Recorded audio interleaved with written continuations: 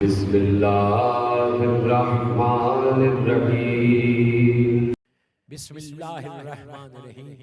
क़ाला अमीरुल मोमिनीन अली इब्न अबी तालिब अलैहिस्सलाम फुस्तु बिरब्बिल काबा। सल्लल्लाहु अलैहि वसल्लम।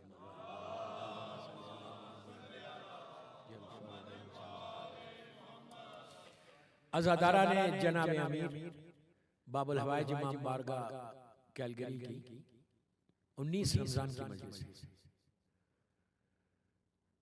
और जिन कलेमात से मैंने मजलिस का आगाज किया, ये हर मोमिन के दिल पे नक्शे कल हजर की तरह।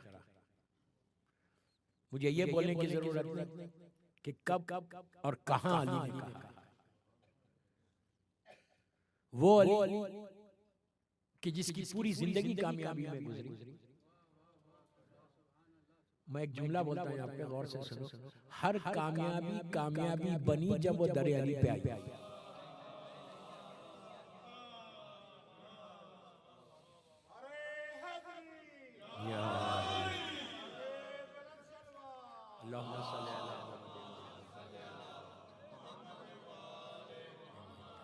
वरना कोई कामयाबी बनती नहीं।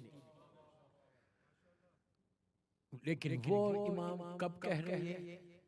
जिंदगी के आखिरी हिस्से में, चंद दिन पहले, आखिरी अय्याम में, सर पे ज़रबत लगने के बाद मेरा मौला कहता है फुस्तु बिरब्बिल काबा। रब काबा की कसम आज अली कामयाब हो गया। दोस्तों, मौला की जिंदगी 63 इयर्स की है, 63 वर्ष की जिंदगी थी। विलादत से लेकर शहादत हर मंजिल पर अली ये कह सकते थे कि मैं कामयाब हो गया। मैं क्या बोला? मैंने कहा विलादत से लेकर शहादत तक ऐसी विलादत किसी की भी नहीं हुई। जो दुश्मन है वो तो दुश्मन है, मैं नाम तो किसी का भी नहीं ले रहा। लोग कहते हैं कि नहीं हुए अली काबे में पैदा। बात रिवायतें इनकी है, काबे में नहीं। आज आप बहस करो, लेकिन अहले सुन्नत के बड़े बड़े उलमा ने लिखा कि अली काबे में पैदा हुआ। इसी तरह बड़े आलिम से बात हुई, उन्होंने कहा मौलाना ये बता दो कि अली काबे में पैदा हुए। मैंने कहा ठीक है, नहीं हुए।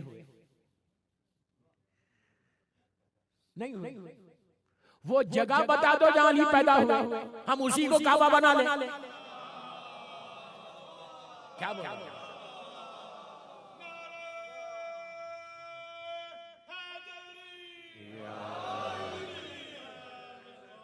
इसलिए कि अली की कोई फजीलत नहीं है काबे में पैदा हो, ये काबे की फजीलत है कि अली पैदा हो। मैं क्या बोल? हकीकत है भाई, मौला की क्या फजीलत? इसलिए कि काबा बना अली के लिए। मैंने आपसे शायद किसी मजलिस में मैंने कहा था कि अल्लाह ने सजदा पहले नहीं करवाया, 30 आमल फील 13 रजब के बाद सजदे का हुक्म आया। पहले तो बुतखाना था नहीं, तो मौला की कोई फजीलत नहीं है। इमाम की फजीलतों में अली खुद जानता है कि उसकी फजीलत क्या है। अल्लाह का अफजल तरीन बंदे का नाम अली, इतना अफजल तरीन बंदा कि अल्लाह ने मौला को वो स्टेटस दिया, वो मकाम दिया कि हर चीज मौला तक आई। कोई ऐसी चीज नहीं है कि जो बगैर अली के सॉल्व हो। इस्लाम की पूरी अगर आप तारीख देखें, रसूल की जिंदगी, हर मंजिल पर मेरा मौला था। अगर मैं फजीलतों को गिनाना शुरू करूं तो पूरी एक तफसील, मैं तफसील तो नहीं सुना। लोग कहते हैं कि ये अली की किस्मत में था, वहां पैदा हुआ। किस्मत में नहीं था, किस्मत इनकी बनाते हैं मौला।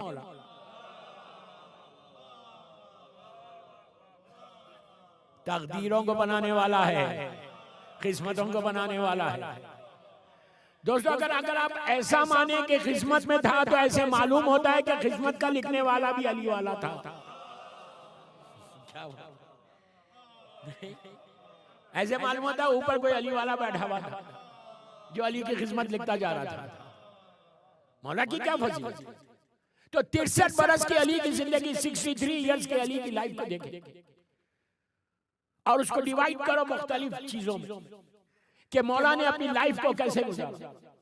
दोस्तों मैं सीधा सीधा मजलिस नहीं पढ़ूंगा और मेरी आदत भी नहीं, जो जानता है वो जानता है, बगैर पैगाम के मजलिस नहीं होती। आप आए रमजान में इतनी देर बैठे, 1 घंटा 1.5 घंटा बैठ रहे, ये एक्सट्रीम वेदर में आ रहे और फर्श अज़ा पे जो आ रहे आप उसका एक एक लम्हे का आपको इसका अजर।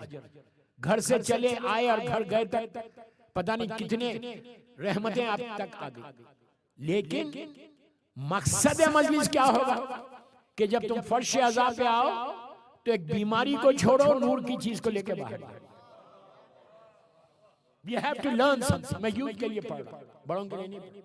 मौला के फज़ाइल, तो मौला की जिंदगी को आप डिवाइड करें तो कई चीजों में आती है। अली की इबादत, ऐसी इबादत, इस्तिग़राक़ का ये आलम कि तलवे से तीर खींच लिया जाए तो जबान पे उफ तो क्या कदम में थरथराहट भी पैदा नहीं होती, बल्कि नमाज के बाद जानिमाज के मुतालिक सवाल करने के लिए रंगीन क्यों। क्या बोला मैं इबादत के, एक जुमले में बोल दिया, बोलूंगा आगे की इबादत अली क्या थी। यहाँ पे एक लम्हा रोक के आपको बोलता हूं, मौला का एक बहुत बड़ा साहबी ज़रार, जैसा मीसम थे बूजर थे वैसा ज़रार था। ज़रार किसी काम से सीरिया पहुंचा, वो जालिम की हुकूमत थी, सिफीन से पहले का वाक़या। जैसे ही उसको मालूम हुआ कि ज़रार आया, उसने कहा इसको गिरफ्तार कर और दरबार में लेकर। दरबार में ज़रार को पेश किया गया। दरबार भरा हुआ जालिम का, ये जालिम तख्त पे बैठा हुआ और ज़रार जाके बैठ गया। उसने कहा कि ऐ ज़रार, बड़ा चर्चा है तेरा कि तू बहुत चाहता है अली को, लेकिन यहाँ पे हुकूमत मेरी है, यहाँ पे अली अली नहीं करना। दोस्तों सब जानते हैं उसके कि अगर कुछ बोलेंगे, जबान खोलेंगे तो वो कत्ल कर देंगे, लेकिन ये अली वाला मौत से नहीं डरता था। तलवार को टेक के उठा, भरे हुए दरबार में कहा कि सुन, मैं पैदा हुआ हूं जिक्र अली के लिए, मजाक नहीं, आपने सुन लिया, बहुत आसानी से मैंने बोल दिया, आपने सुन लिया। हर तरफ दुश्मन, हम यहां पे डिप्लोमेसी से काम लेते हैं, हम लेते हैं, हम बोल सकते हैं, कभी नहीं बोल सकते। लेकिन ज़रार को मालूम है कि ये मेरा खातिल नहीं है। अरे यार दोस्तों, ये बहुत बड़ा जुमला था। यकीन देखो ज़रार का, पता है ये मेरा कातिल नहीं है, कोई और है। कहा मैं पैदा हुआ अली अली करने। तो अब जब ऐसा जवाब मिला तो उसने पूछा, ज़रार ये बता, जब तू कूफे से चला था तो तेरा अली क्या कर रहा था। बस ज़रार से जब पूछा तो ज़रार ने भरे हुए दरबार में कहा कि ए अमीर शाम, जब मैं चला था तो रात का अंधेरा था, बहुत जरूरी काम था, इसलिए मैं आधी रात को निकल गया। कूफे में बारिश बहुत तेज हो रही थी, पुराना जमाना, कोई रात में निकलता नहीं था, सिर्फ इबादत अली देखो, हर तरफ बारिश हो रही, सब अपने अपने घरों में, आधी रात हो गई। मैं अपने आप को पानी से बचाता हुआ गलियों में से चल रहा था और मेरे कानों में किसी के रोने की आवाज आई कि कोई ऐसा तड़प के रो रहा, कर्ब के आलम में रो रहा, बेचैनी के आलम में रो रहा। मैं हैरत में था कि ये कौन रोने वाला है जो इस अंदाज से रो रहा, क्या मुसीबत आ गई। कहता मैं चलते चलते मस्जिद कूफा के करीब पहुंचा। मस्जिद कूफा उस वक्त बहुत छोटी सी थी। कहता है कि जब मस्जिद कूफा के पास पहुंचा तो उस मस्जिद में एक चिराग जल रहा था और एक शख्स, एक अल्लाह का बंदा बैठकर एक हाथ से रीशे मुबारक को पकड़ा था और एक हाथ आसमान की तरफ तड़प के रो रहा था और कह रहा था कि मेरे परवरदिगार, तेरा हकीर बंदा तेरी बारगाह में आया, तेरा मिस्कीन बंदा तेरी बारगाह में आया, तेरा फकीर बंदा तेरी बारगाह में आया। उसके बाद का जुमला सुनो मौला, कहते हैं कि परवरदिगार वो आया है जिसके दामन में कुछ नहीं है। दुआए कुमैल उठा के देखो मौला की इनके सारी का क्या हाल है। दुआए कुमैल अरबी में सिर्फ मत पढ़ो, इंग्लिश में भी पढ़ो, उर्दू में भी पढ़ो, तर्जुमा पढ़ो, लाइफ बदल जाएगी तुम्हारी, लाइफ चेंज हो जाएगी, जिंदगी एक दफा पढ़ोगे तो तुम्हारी जिंदगी बदल जाएगी। दोस्तों, सिर्फ मैं वाह वाह करा के ना जाऊं, कम से कम कुछ लेके जाऊं, दे के जाऊं। कैसे तड़प के मेरा मौला कह रहा रब्बे फिली वाले वाले दैया। उसके बाद कहते हैं कि परवरदिगार तेरी बारगाह में वो आया है जिसके दामन में कुछ। अल्लाहुम्मा फिली ज़ुनूब लती तहत ज़ुलवा, अल्लाहुम्मा फिली ज़ुनूब लती तुनज़िल बला, अल्लाहुम्मा फिली ज़ुनूब लती तुनज़िल नियम। ये मेरे जुमले, ये वो दुआ के जुमले हैं जो हर शब जुमा को आप पढ़ते हैं। कैसे तड़प के कह रहे मौला, मौला को क्या जरूरत है ये बोलने की। मौला सिर्फ ये बताना चाह रहे कि ऐ मेरा कलमा पढ़ने वालों, ऐ मेरी मोहब्बत का दम भरने वालों, मैं अली हूं और उसके सामने जाके कहता हूं मेरे अल्लाह, वो अली तेरी बारगाह में आया है, वो बंदा तेरी बारगाह में आया है कि जिसके गुनाह बहुत हैं, वो गुनाह माफ कर दे जो तेरी रहमत के बीच में।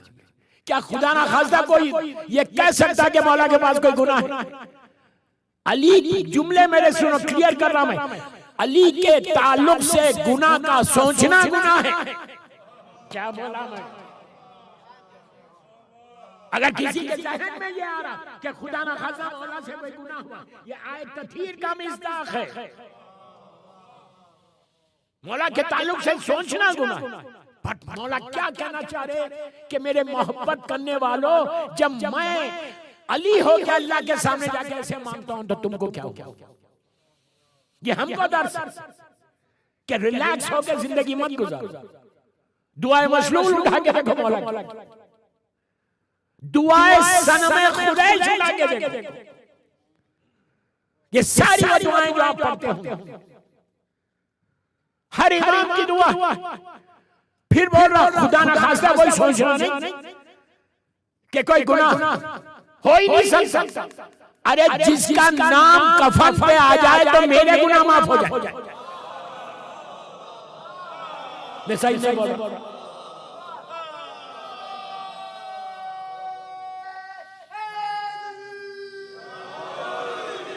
या मेरे कफन पे लिख दो तो इस नाम के सदका में अल्लाह मेरे गुनाह माफ कर। कोई गलत नहीं समझना, मैं दुआ कुमैल बोल कर और स्टार्टिंग में ये दुआ कुमैल मौला बता रहे कि देखो मेरे चाहने वालों, गफलत में नहीं रहना, कभी गफलत में नहीं, इग्नोरेंस में नहीं रहना। बेशक 200% बचाने वाले मौला है और कोई नहीं बचा। अगर मौला की नजर करम ना हो तो कुछ ना मिले हमको। मैं रोटी ना तोड़ूं, अली की नजर करम ना हो। अच्छा कुछ मिल रहा मेरे मौला का सदका है।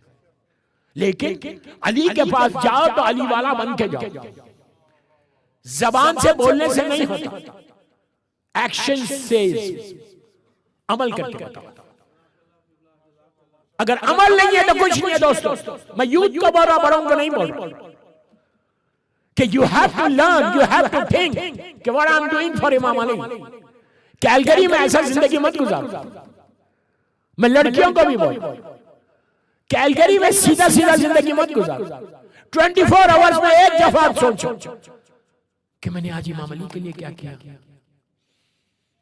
क्या किया इमाम अली के लिए। हमको इमाम अली से मिलना है ना, नहीं मिलना है? कब मिलना है भाई? बहुत अच्छे। डॉक्टर ने कहा अभी, अल्लाह करे मौला से मुलाकात हो जाए। इतनी आहिस्ता बोलोगे तो मिलोगे। मौला से मिलना है तो किस्मत है, इससे ऑनर। अगर इमाम अली से मुलाकात हो जाए इससे बड़ी बात, अरे हम बोलते ज़ियारत हो जाए वही बड़ी बात है, नजफ अशरफ ही चले जाए वही बड़ी बात है। इमाम अली के पास जाकर देखो कि इमाम अली देते क्या, ये ऐसा सखी ऐसा सखी ऐसा सखी है कि दे के पलट के भी नहीं देखता। अरे क्या बोला मैं, पलट के भी नहीं देखता। इसलिए कि अगर कोई मांगता है मौला से, आप क्या समझ रहे, मौला देते नहीं? जो कुछ मिल रहा उन्हीं के साथ करने मिल रहा। अच्छा, हर दौर में लोगों ने अली ही से मांगा, ये क्या बोला? सिर्फ फकीरों ने नहीं मांगा, अंबिया ने भी मांगा, नबियों ने मांगा। अगर हम मांग रहे तो क्या? और अल्लाह के रसूल की हदीस है कि मेरी उम्मत के बाज़ उलमा, उम्मत के उलमा अंबिया बनी इसराइल के बराबर है। ये मैं नहीं बोल रहा, सादिक रसूल बोल रहे। अब मुझे एक वाक़या याद आ गया, जब नजफ शबाब जाएंगे, सामने मौला का रोज़ा है, इधर देख लो, ये फर्स्ट मीनारा है ना, वो साइड, वो नहीं जो सेकंड मीनारा है ऊंची, मौला के रोज़े में। अल्लाह हमको ज़ियारत नसीब करे इंशाअल्लाह। उसके नीचे कौन है? नहीं, अल्लामा ही पहले मीनारे के नीचे, उसके नीचे मुक़द्दस अर्दबेली, जिनका नाम अहमद अर्दबेली था। इतने पायस थे, अली वाला पायसी होता। मैं बहुत बड़ी बात बोला, इमाम अली गैरों के इमाम नहीं है, मुत्तकीन का इमाम है अली, इमामुल मुत्तकीन। जो मुत्तकी होगा उसका इमाम है। इस मीनारे के नीचे आपकी जो लेफ्ट साइड का मीनारा दिख रहा, बड़ी खूबसूरत तस्वीर है नजफ। ये जन्नतों में से एक जन्नत है, गार्डन्स ऑफ हेवन बोलो आप इसको। और वहां जाके एहसास भी होता कि कहां आ गए।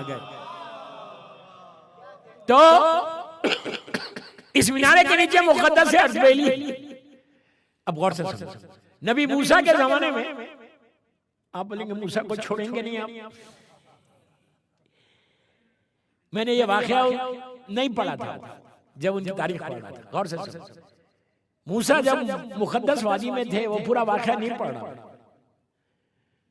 एक दिन ये मुक़द्दस अर्दबेली ने ख्वाब में देखा, इनका पीरियड है सिर्फ 1000 साल का, मतलब 400 ईयर्स पहले का पीरियड। इन्होंने ख्वाब में देखा कि अल्लाह के रसूल और नबी मूसा आए, दो नबियों को देखा। आमतौर पर सरकार को देखते, पुराने नबियों को नहीं देखते कोई। अल्लाह देखे, सबको देखे यार, ज़ियारत हो जाए। जिसका कॉन्शियस क्लियर होता वो देखता। क्या बोला डॉक्टर? तो नबी मूसा, खुदा न खास्ता ये ना समझो, ये ना बोलो कि यार क्या हमारा कॉन्शियस क्लियर नहीं, आपका इम्तिहान है, इम्तिहान है। तो बराबर नबी मूसा ने ख्वाब में देखा कि अल्लाह के रसूल आए हैं, मुक़द्दस ने देखा, और नबी मूसा साथ। और नबी मूसा अल्लाह के रसूल से कह रहे कि या रसूलल्लाह, आपकी एक हदीस है कि आपकी उम्मत के उलमा जो है वो अंबियाए बनी इसराइल के बराबर है इल्म में, नॉलेज में। इसलिए कि मूसा अंबियाए बनी इसराइल से थे। आपके इरशाद पे शक नहीं, सरदार अंबिया है यार, खामोश मत सुनो, सरदार अंबिया है, शक करेंगे तो इनकी नबूवत चली जाएगी। क्या बोल रहा हूं? उलिल अज़म पैगंबर है, शक नहीं करता। कहा आपके इरशाद पे शक नहीं है, रावी पे शक है, शायद गलत लिखा हो। तो अल्लाह के रसूल ने कहा नहीं मूसा, मैंने कहा ये मेरी उम्मत का आलिम है, मुक़द्दस की तरफ इशारा करके कहा, इससे पूछ लो, इसका इम्तिहान ले लो।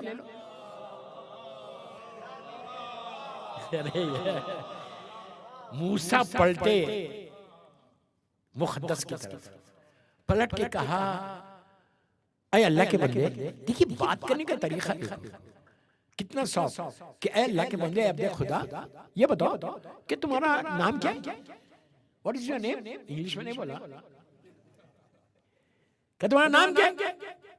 तो मुक़द्दस ने कहा कि मेरा नाम अहमद है, मेरे बाबा का नाम अली है, उनके बाबा का नाम हसन है, उनके बाबा का नाम हुसैन है। अब पूरे नाम लेने लगे। तो मूसा ने कहा एक सेकंड सुनो, मैंने तुमसे तुम्हारा नाम पूछा। क्या सुन रहे? मैंने तुमसे तुम्हारा नाम पूछा, पूरे खानदान का नहीं पूछा। तो मुक़द्दस ने पलट के मूसा से कहा, ऐ नबी खुदा, आप तो बहुत बड़े नबी हैं, आप ये बताइए जब आप मुक़द्दस वादी में गए थे, अल्लाह ने क्या पूछा था आपसे? क्या हुआ? अल्लाह ने पूछा था ऐ मूसा तुम्हारे हाथ में क्या है? तो आप सीधा सीधा बोलते थे मेरे हाथ में लकड़ी है। आपने डिटेल क्यों बताई? मैं इससे ये काम करता हूँ, ये काम करता हूँ, पानी पीता हूँ। तो उस वक्त मूसा ने कहा क्या है मुक़द्दस, अहमद अर्दवेली, वो मेरा और खुदा का पहला मौका था बात करने का, कन्वर्सेशन पहली दफा हो रहा था। मैं ये चाह रहा था देर तक हो, पलट के कहा मेरा भी तो यही मसला है।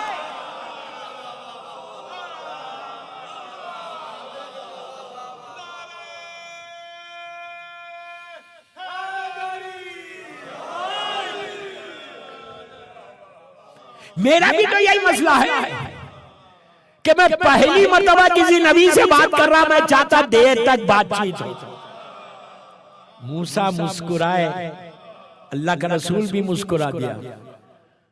तो ये देर तक बात करने का नतीजा देखो, ये है मूसा और ये है हमारा अली का गुलाम। यूं ही मौला ने लाके इनको यहां दफन नहीं किया। 1000 साल मुक़द्दस के लिए अली ने नजफ अशरफ में जगह को रोक के रखा। क्यों रोक के रखा? कि मेरा गुलाम आएगा तो वो यहाँ दफन होगा। मर्जी इमाम ना हो तो कोई दफन भी नहीं हो सकता। अगर कोई इधर उधर हो भी जाए तो फर्क नहीं पड़ता। क्या बोलूं?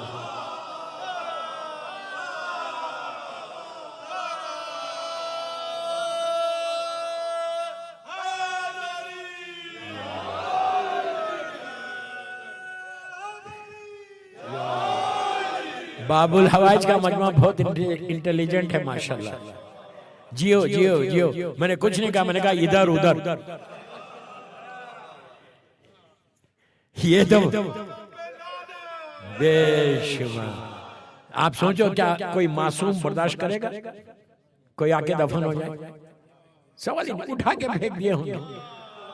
अब इनके बारे में मैं रुक के मैं माइक से 7 आदमी ऐसे जो साहिब ताबूत हैं। साहिब ताबूत का मतलब इनसे कोई हिसाब किताब नहीं। क्यों?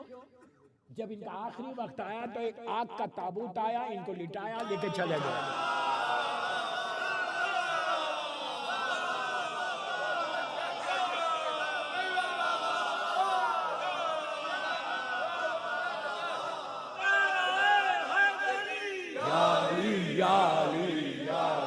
मदद हक है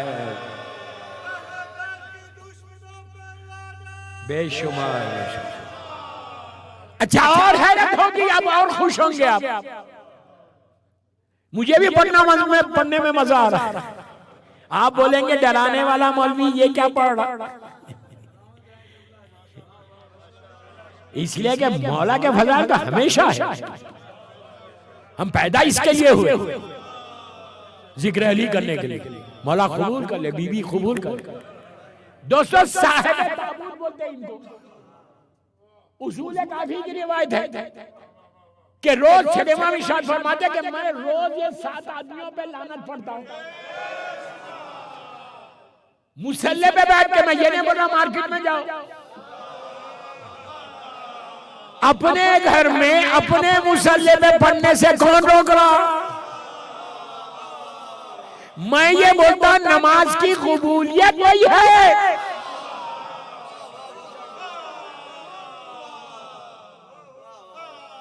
तो ये 7 आदमी, कोई मजलिस के बाद पूछे नाम तो बोल दूंगा मैं तो बोलता हूं। इसलिए बताओ मैं पढ़ता हूं। मैं ये बोल रहा कि घर के अंदर अपने मुसल्ले पे आपकी राइट है, अपने कमरे में बैठ के पढ़ रहे, खामोश पढ़ रहे, बहुत अच्छी बात है, पढ़ना भी चाहिए। फुरुए दीन में नहीं है, तवल्ला भी है, तबर्रा भी है, मोहब्बत भी है, लानत भी है। शैतान को अल्लाह ने नहीं की, जालिमों पे नहीं की, काज़िबीन पे नहीं की। लानत कोई गाली थोड़ी है, लानत अल्लाह की रहमत से दूरी की दुआ है। क्या बोल रहा मैं, सही है? बुरा मत मानो, मैं अली वालों के सामने पढ़ रहा, मैं अपनी कौम के, अपने हम अकीदा लोगों के सामने पढ़ रहा, और मेरा हक है पढ़ने का। मैं बहुत बड़ी बात बोला, हक है कि मैं मौला को बोल सकूं, मौला आपके दुश्मनों के लिए मैंने हक कहा है, हक।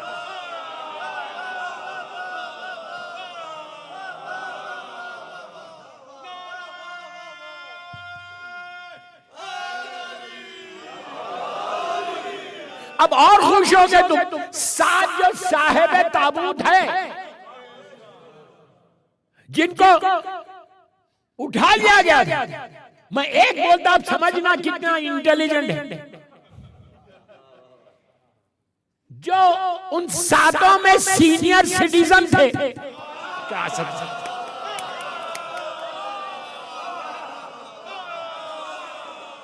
उनके तारीख में जुमले हैं, तारीख में जुमले वो सीनियर सिटीजन के कि मैं ताबूत देख रहा हूं आग का आखिरी वक्त में।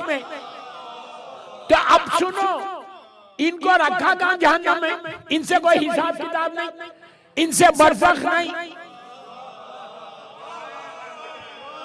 बरज़ख नहीं, इनको सीधा लेकर गए वहां पे जो डेस्टिनेशन।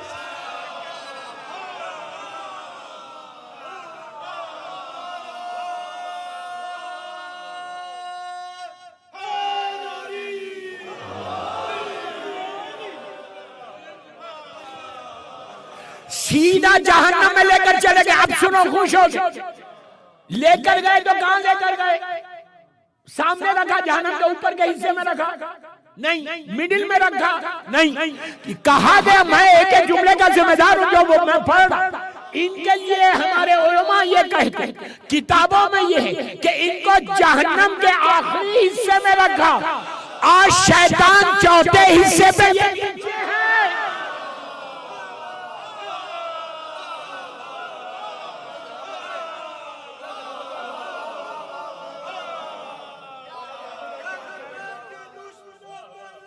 बेशुमार। और ये भी कहा गया कि कभी जब जहन्नम की आग की तपिश जरा कम होती ना, तो इनके कॉफिन्स जो है उसका लिड खोल देते, आग भड़कना शुरू हो जाती।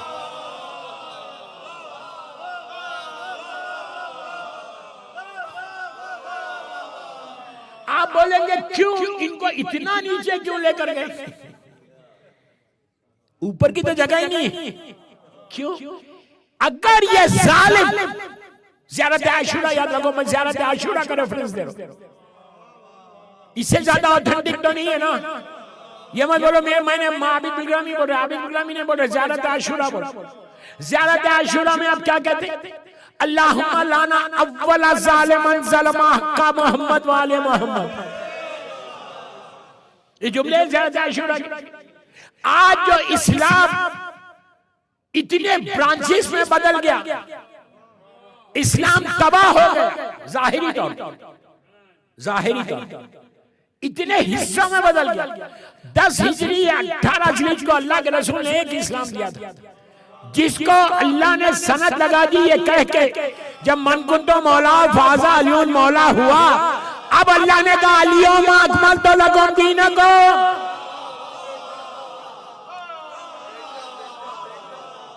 विलायत अमीरुल मोमिनीन के ऐलान के बाद अल्लाह ने मोहर लगा दी, बिस्मिल्लाहिर्रहमानिर्रहीम अलियौमा अकमलतु लकुम दीनकुम व अतममतु अलैकुम निअमती व रज़ीतु लकुम इस्लाम दीना।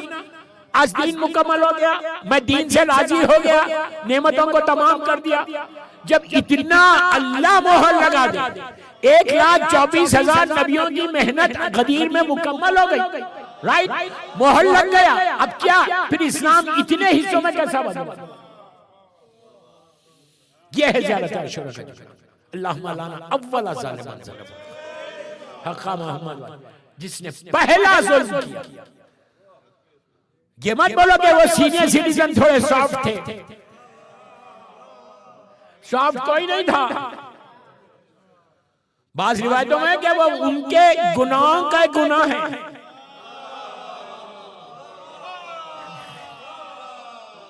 शहजादी की शहादत, शहजादे मोहसिन की, ये जालिमों की तरफ से हुई, इसीलिए इनसे हिसाब और किताब नहीं है। यार शैतान भी कम है इनसे।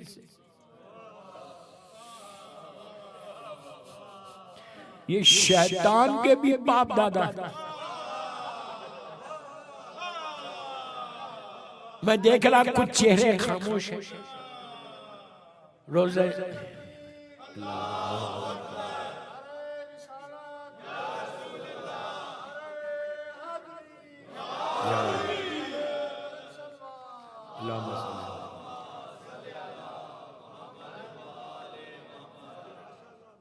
लोग कहते हैं कि ये क्या है, लानत अपने ही लोग, यहाँ के नहीं, यहाँ तो सब मोमिन है। बाबुल हवाज का तो जवाब नहीं। सही लुत्फ आ रहा बाबुल हवाज। मैं चाहता था मौला अब्बास के बारे में भी बोलूं, लेकिन बाबुल हवाज के बारे में पढ़ो कि मौला की जो जवानी है, अली के ख्वाबों की ताबीर बनकर जो आया, उसका नाम अब्बास है।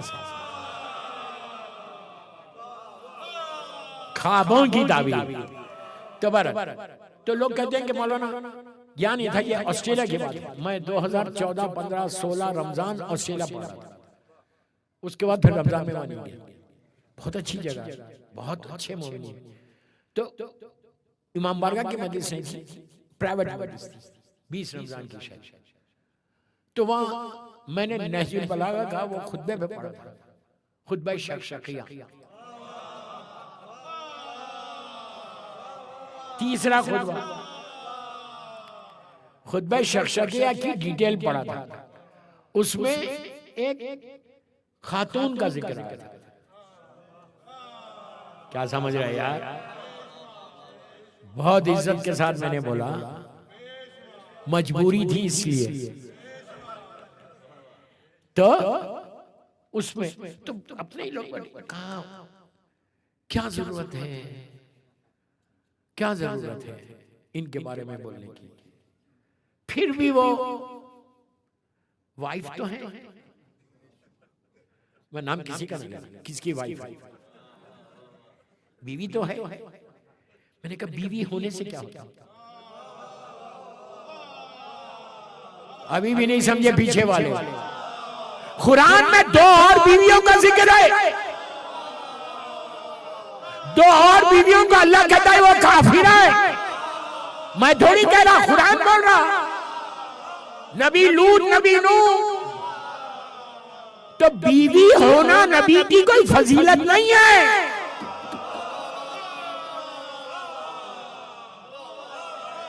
प्रॉब्लम ये था कि बाप लेकर आए थे कि कल लो रिश्ता बनेगा।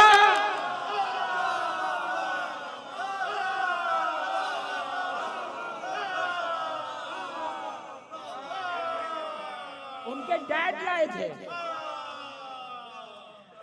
मैं नाम किसी का नहीं लेता, किसी के भी डैड हो सकता। तो रिश्तेदारी, इस्लाम में रिश्तेदारी नहीं है, याद रखो। इस्लाम में अमल है। हम उसी बीवी को की इज्जत करते जो शहजादी कौनैन की इज्जत करे, जो मादर हसनैन की इज्जत करे।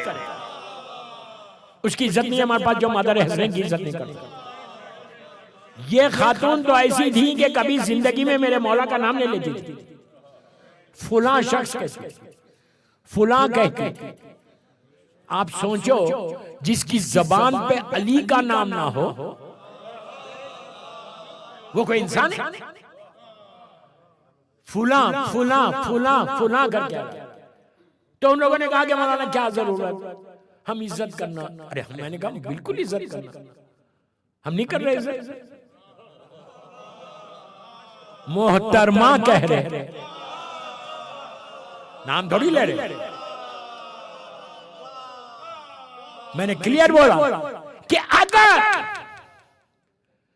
तुम नहीं बताओगे तो एक स्टेज ऐसा आएगा कि आप कनाडा में, ये बात मेरी अमेरिका का यूथ भी बोला था कि मौलाना व्हाई शुड वी कर्स, क्यों कर्ज करें हम, अल्लाह देख लेगा। व्हाट डू यू मीन अल्लाह देख लेगा? वो तो देखेगा, आपकी जिम्मेदारी क्या है? अब उसके बाद मैंने कहा अच्छा ये बोलो नहीं कर्ज करना।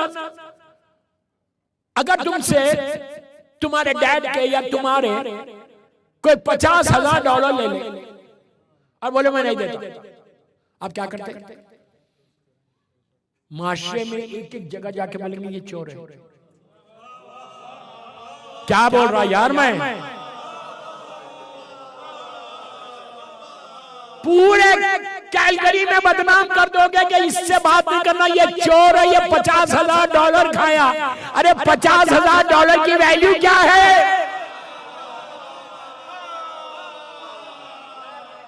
जब तुम्हारे ऊपर आया पैसे से कोई ले ले ना दे, घर पे कब्जा कर ले ना दे, पूरी जिंदगी तुम गालियां दोगे, पूरी जिंदगी कर्ज करोगे। मत करो, छोड़ दो अल्लाह को पे। अरे क्या बोला,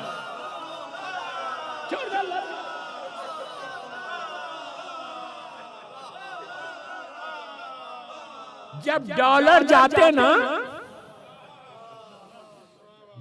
अल्लाह शुक्र अदा करो तुम्हारे जा रहे नहीं। मैंने उनसे कहा काश तुम्हारे चले जाए, तो आप मुझे कर्ज कर रहे, मैंने कर्ज नहीं कर रहा,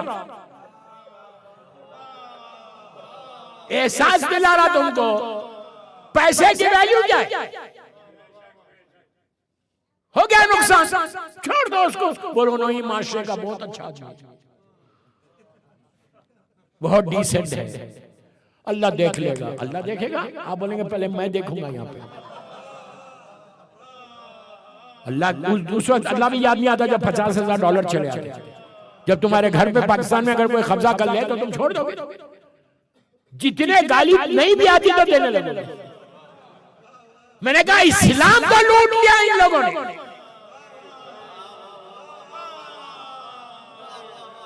इस्लाम की सूरत खराब कर दी, इनकी वजह से आज इस्लाम में टेररिज्म है, इनकी वजह से। अल्लाह का शुक्र अदा करो कि कोई अली वाला टेररिस्ट नहीं है, कोई अली वाला नहीं। इसलिए कि जब भी बात होती मैं कहता हूं बाबा तुमको तो अब मालूम है टेररिज्म क्या है, हमसे पूछो कब से।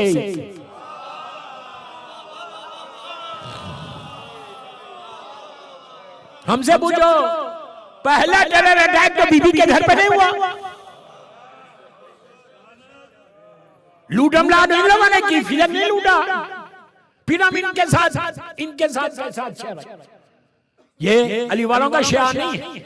जहां हक बोलना है वहां हक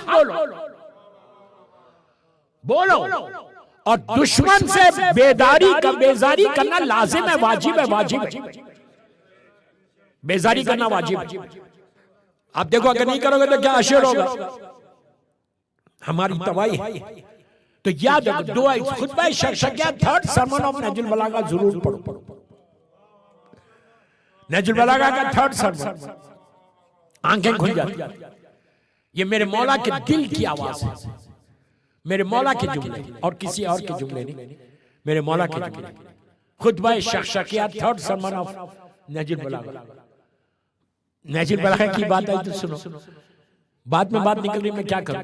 नहजुल बलागा जो है ये भी एक मौजिज़ा है मौला का, इल्म का मौजिज़ा है, इल्म का मौजिज़ा। एक बात और बोलता यूथ को कि इसमें एक खत है, लेटर नंबर 58 या 57, मालिक अश्तर को जो मौला ने लिखा था। हर लड़का लड़की को पढ़ना चाहिए, यही तो कमाल है मेरे मौला के। लेटर में हर दौर के लिए है वो लेटर। ऐसा लेटर आपको मालूम है इंडिया में बहुत बड़े आलिम दीन थे, मतलब नॉन मुस्लिम थे, उनको नहजुल बलागा इंग्लिश वर्जन और कुरान का इंग्लिश वर्जन दिए, तो दोनों पढ़े, नहजुल बलागा भी पढ़े, इंग्लिश कुरान भी पढ़े। ये हमारा अकीदा नहीं। पढ़ने के बाद नीचे कंक्लूड करता है लिख के नोट कि ऐसे मालूम हो रहा कि कुरान का लिखने वाला और इसका लिखने वाला एक है। यह अकीदा हमारा नहीं है, प्लीज मैं क्लियर करूं। कुरान अल्लाह का कलाम है, ये बंदे का कलाम है। तो नहजुल बलागा वो तो उसका लेटर नंबर 58 पढ़ो जो मालिक अश्तर को लिखा मौलाना ने।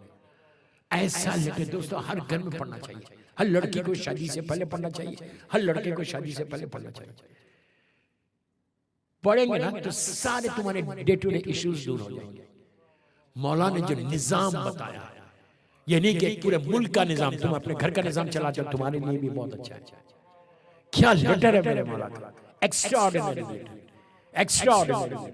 इस लेटर के बारे में अल्लामा अब्बास रिजवी एक बहुत बड़े आलिम थे बॉम्बे के, जो इंडियंस है बॉम्बे वाले हैं वो तो बहुत अच्छा जानते हैं। इंतकाल भी हो गया 87 में। उन्होंने जब इंडिया में 75 में इमरजेंसी डिक्लेयर हुई थी, इंदिरा गांधी ने की थी, तो डिक्लेयर होने के बाद इन्होंने नहजुल बलागा इंग्लिश वर्जन उसको दिया कि हुकूमत कैसे चलाती। तो उसने कहा कि अल्लामा साहब काश आप पहले देते। क्या लेटर है मौला, मेरे मौला का इल्म का जवाब नहीं, जवाब नहीं। एक जुमला मौला ने बताया कि कैसे देना चाहिए। और इल्म, अभी मैं आज इल्म पे नहीं बोल रहा, आज मैं जो बात कर रहा था फिर वही पलट के जा रहा कि शुजाअत इमाम की और इमाम के चाहने वालों की शुजाअत।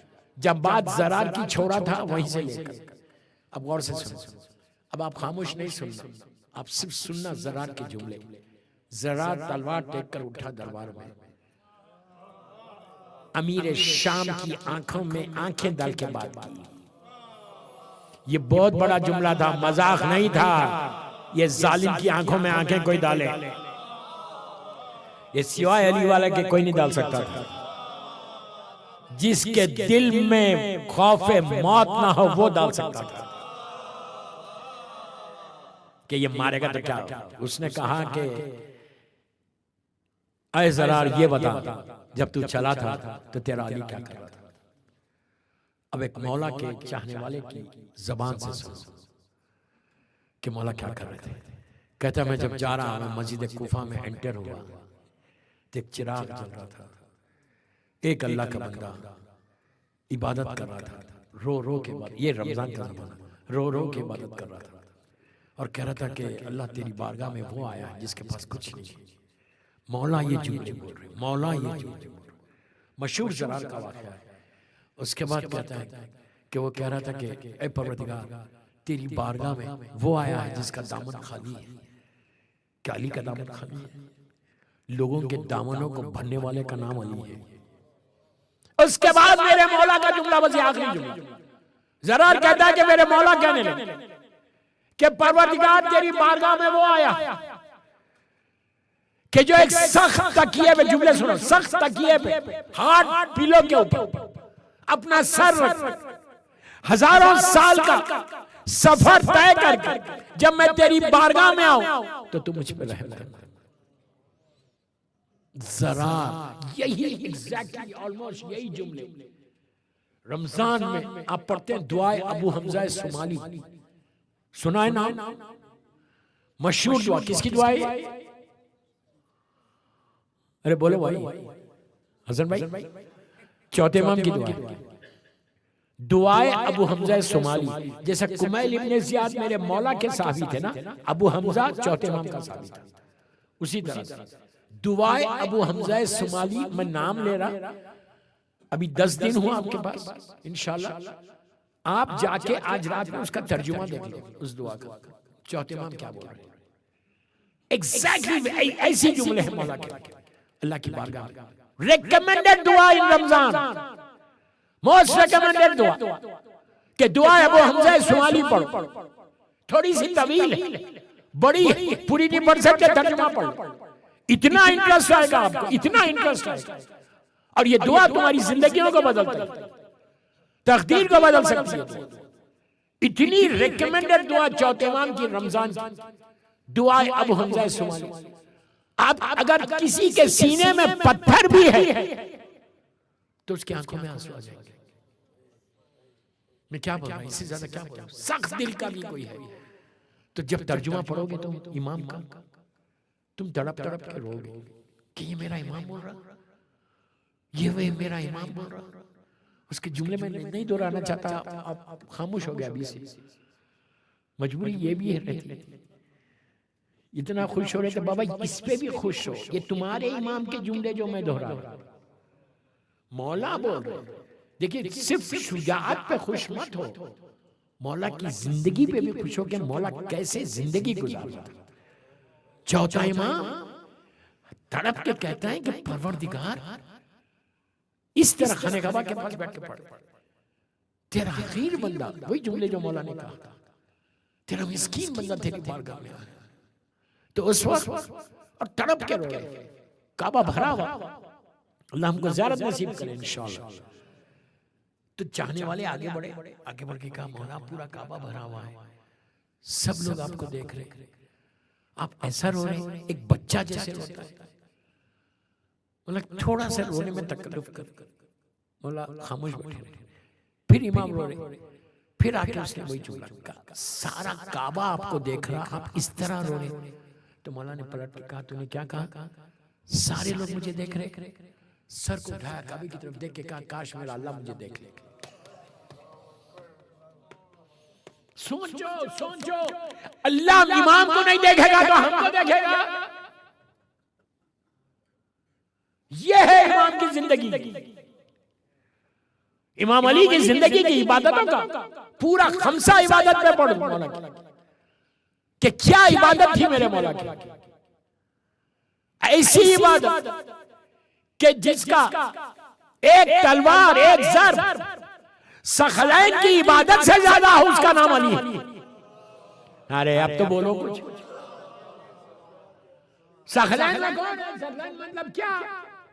पूरी कायनात, पूरे आलमीन। मेरा छठा इमाम कहता हूं सखलैन में हम भी हैं। पूरी इबादत एक तरफ, अली की ज़र्ब एक तरफ, इसका नाम है। ऐसी इबादत करने वाला। अब आप एक जुमला सुनो इबादत पे, 15 मिनट है।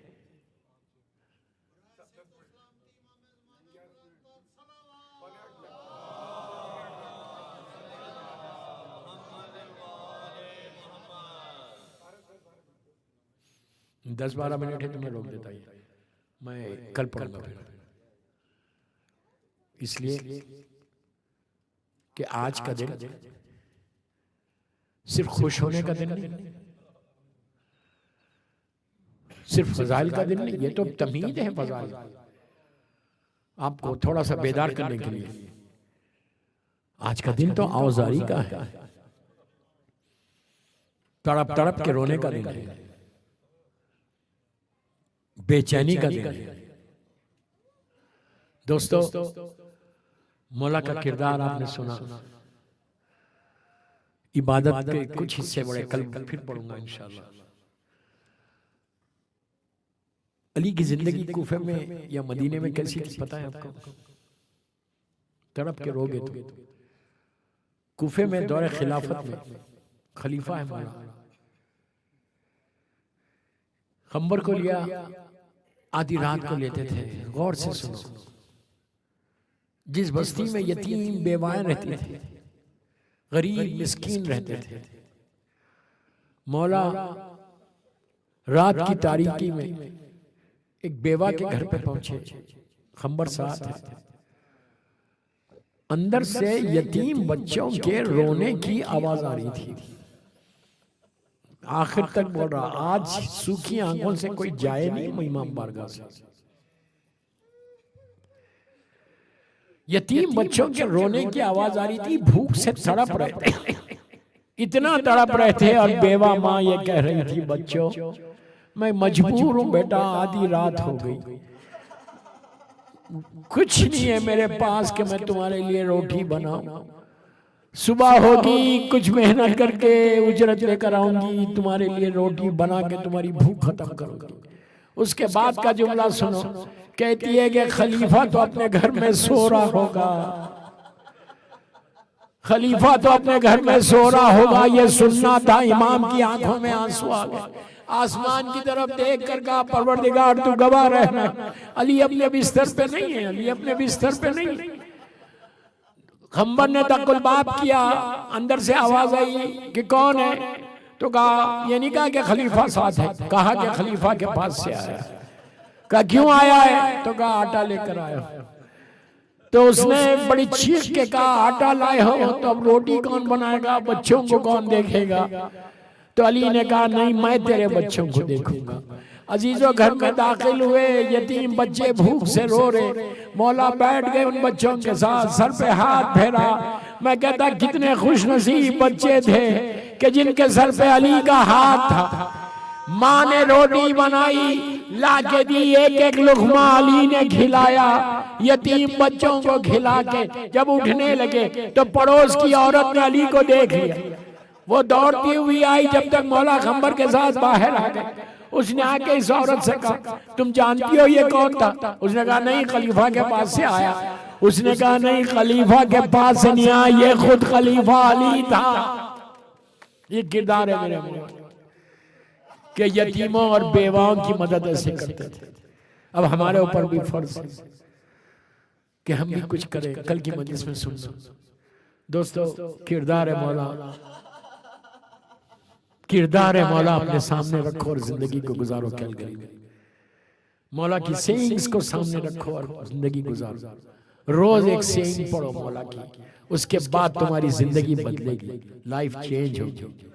मेरा मौला बड़ा करीम इब्ने करीम था, लेकिन आज सुबह से अली जख्मी है। बस आज सुबह से अली जख्मी है।